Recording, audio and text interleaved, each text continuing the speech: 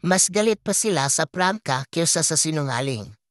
Nakakatawa pero totoo sa panahon ngayon, mas marami pa ang nagagalit sa taong prangka kaysa sa sinungaling. Kapag prangka ka, ikaw pa ang masama. Pero kapag plastic at puro palusot, sila pang tinatawag na mabait.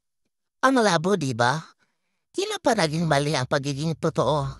Kailan pa naging attitude ang pagiging diretsyo?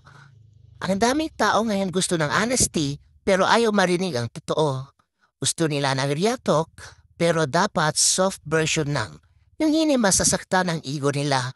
Gusto nila ng katotohanan na may filter, yung tipong kinalambot, pinaikot, para lang tanggapin nila. Pero ito ang problema. Hindi ka pa pwedeng magbago kung puro comfort lang ang gusto mo. Hindi ka matututo kung ayaw mong marinig na may mali ka rin minsan. Hindi lahat ang nagsasabi ng totoo, galit. Minsan gusto lang nilang itama. Pero dahil marupok ang pait ng iba, ang mas madali nilang sabihin ang sungit mo.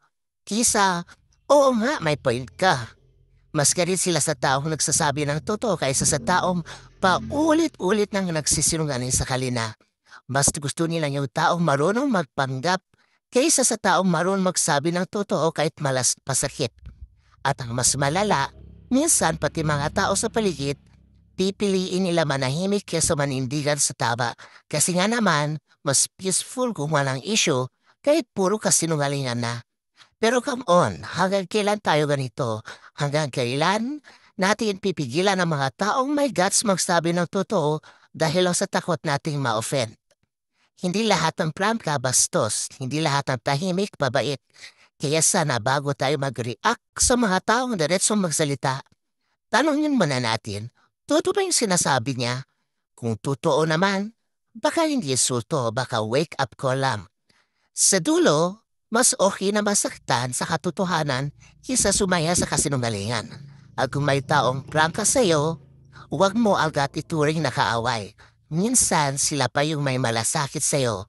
Kasi sila lang ang may lakas ng loob sabihin ang ayaw mong marinig pero kailangan mong malaman.